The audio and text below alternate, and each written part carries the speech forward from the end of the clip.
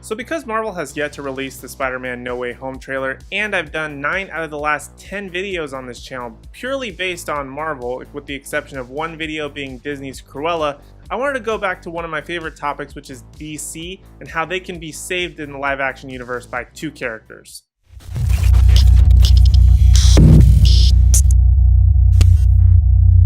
Hey everybody, and welcome to the Animated Apparel Company YouTube channel. I'm your resident superhero nerd, Aaron Waller, and today I wanted to talk about DC's second attempt at making a live-action connected universe. Now, before we had the Snyderverse, which did fairly well, but for the most part there were some bumps along the way, despite the Snyder Cut being a massive success and being way better than the original Justice League. But now it has a second chance to make things pop and be a lot more fun and really engaging, and also be kind of separate from Marvel, but also be its own thing, and that's with Shazam and Black Adam. Now before we get started, I want to let all the Shazam and Black Adam fans know out there that if you head over to animatedapparelcompany.com, we have a fresh stock of all sorts of Shazam and Black Adam tees for the whole family, both men's, women's, children's, on a whole bunch of different designs, original logo, comic book, all kinds of awesome stuff. And be sure to use the code Aaron20 at checkout to get 20% off your order. Now back to the video.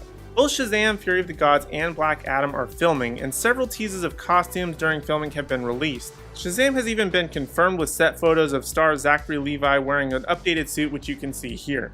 But what makes this the most exciting franchise for DC is that they can more or less build a world outside of the connected DCEU and make their own world within the DC live-action space. Now you might be thinking, well, wasn't the first Shazam pretty well connected to the DCEU? I mean, Jack Dylan Grazer's character of Freddy is super obsessed with superheroes. He has a Batarang, he has a bullet that bounced off of Superman, he wears an Aquaman t-shirt and more, and I get that, and you're absolutely right. But what I think they might be able to pull off with Shazam is very much what they were able to do with Sam Raimi's Spider-Man movies. In 2002 Spider-Man starring Tobey Maguire, Hugh Jackman was actually meant to cameo as everyone's favorite mutant Wolverine. Then in 2004 Spider-Man 2, J. Jonah Jameson makes a reference to Doctor Strange, albeit they were trying to come up with a name for Doc Ock, but when someone comes with the idea of Doctor Strange, they say that name is taken, thus implying that Doctor Strange does exist in this universe. You can kind of consider the early 2000s as being like the Wild West for superhero movies, especially for Marvel. They had everything everywhere, with different heroes coming out left and right with no real connections, but they also sort of vaguely connected to it. And I think that's where Shazam can come in and do something similar, have those connections with the larger DC characters, such as Batman, Superman, things like that, but they don't always have to be so well connected. Because we haven't seen them on screen with Shazam and have only referenced them by symbols, I think that makes things a little bit easier and a little bit grayer, where he can be brought in if there's a team-up movie, but it's not always necessary to connect it to the larger realm of the DC world. Plus, we already know that Shazam knows Superman based on the final scene of not-so-Henry Cavill Superman appearing in the cafeteria, but that was only for the suit and not the head up, so essentially anybody could be Superman at that point. Nonetheless, DC is being smart, or at least I like to think they are, with Shazam and Black Adam, as the two are typically tied to one another. Although it's not yet confirmed if Black Adam will appear in Shazam 2 or 3, or vice versa with Shazam appearing in Black Adam. By building this hero completely separate from the anti-hero enemy rather than having 2 larger-than-life stories fit together in one film, DC gets to take its time to develop both individually so that when they clash, there'll be not only be higher stakes, but also a fun division amongst fans. Potentially to even staking claim as to whose side they're on, Team Shazam or Team Black Adam. It could almost be like a whole new version of Civil War, just the DC version, which is a great marketing move as well.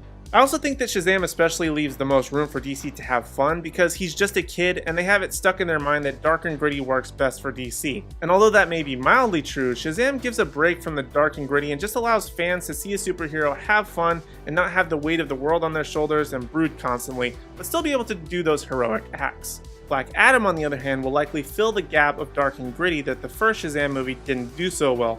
That'll all depend on The Rock's solo film that is due to come out in roughly a year, and it will be close to 2 years before Shazam Fury of the Gods hits theaters. Regardless, Shazam will get a new suit that has divided some fans already, but as long as there isn't too much padding like the first suit, I think it's an improvement, but we also need to see it in action. As for Black Adam, we have yet to see his suit, but The Rock has teased several small peeks on his Instagram, but we can guess it's something close to Shazam, but with plenty of differences, I'm sure, considering that they have different casts and crews. So those are essentially my thoughts for Shazam, Fury of the Gods, and Black Adam. It's still very, very early in production for both of these films, But as more news starts to come out, I'll be sure to keep you updated. In the meantime though, let me know down in the comment section down below, what are you most looking forward to in Shazam 2 or Black Adam? Are you excited for them to go toe to toe?